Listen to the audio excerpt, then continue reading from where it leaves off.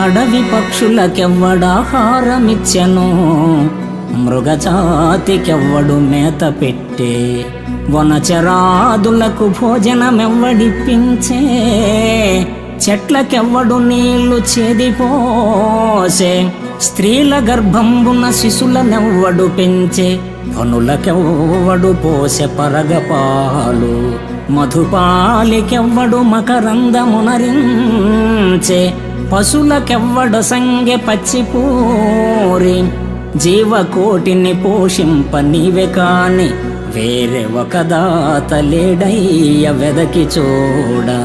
భూషణ వికాస శ్రీధర్మపుర నివాస, దుష్ట సంహార నరసింహ దురిత దూర.